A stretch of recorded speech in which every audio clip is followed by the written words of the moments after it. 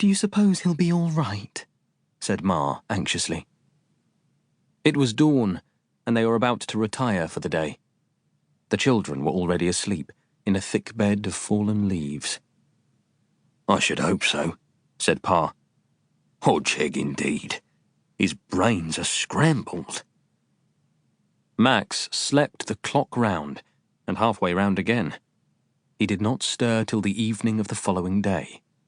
The shock had sent him into a kind of short, early hibernation. When at last he woke, his sisters rushed to nuzzle at his nose, the safest nuzzling place for hedgehogs, with squeaks of concern, and his parents left their snail hunting and came trotting up. "How are you feeling, dear?" said Ma. Max considered this. His headache was almost gone, and he was thinking straight, but his speech, he found, would still not behave properly. "I'm a bet bitter, thanks," he said. "You had a nasty knock," said Pa. "You need rest," said Ma. "Why not get back into bed? We will bring you some nice slugs." "I don't want to bed in to get," said Max. "I feel quite waker-wide. In fact, I feel like walking for a go." Pa took a moment to work this one out. Then he said firmly, "You're not going anywhere, son. Do you hear me? You stay home in the garden for a while. Get your strength back. Understand?" "Yes, Pa," said Max. "I'll say what you do." And he did do what Pa had said. For a week or more. Peony, Pansy, and Petunia fussed over their brother. They brought him the fattest, slimiest slugs they could find and encouraged him to play their favourite game, hide-and-seek. However, this didn't work. When they hid, Max forgot to go and look for them. And when it was his turn, he forgot to go and hide. So busy was he, thinking about the business of road crossing. The girls would count to 30 with their eyes shut, but when they opened them, Max would still be sitting there, thinking. Striped bits were no good.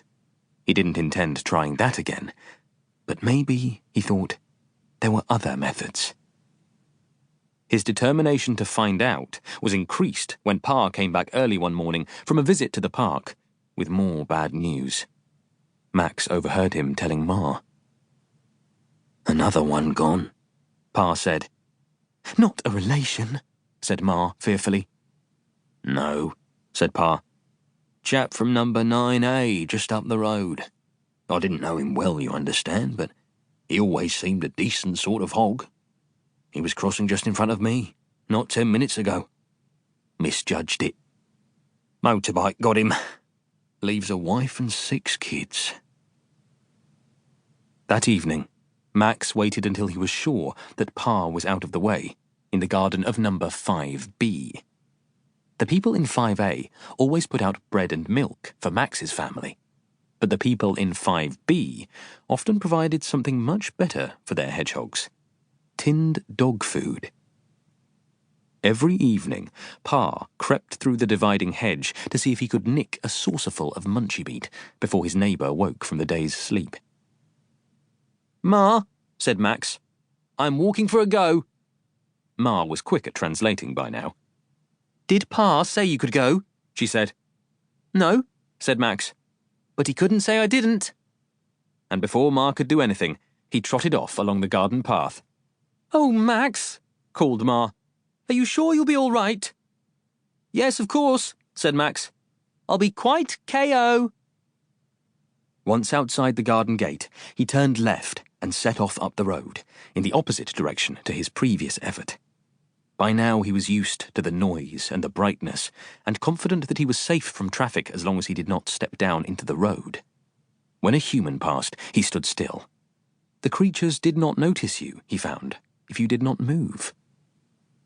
He trotted on, past the garden of number 9A, with its widow and 6 kids, until the row of houses ended and a high factory wall began, so high that he would not have been able to read the notice on it beside the factory entrance. Max speed 5 miles per hour, it said. Max kept going, a good deal more slowly than this, and then suddenly, once again, he saw not far ahead what he was seeking. Again, there were people crossing the street. This time, they did not go in ones and twos at random, but waited all together, and then, at some signal, he supposed, crossed at the same time.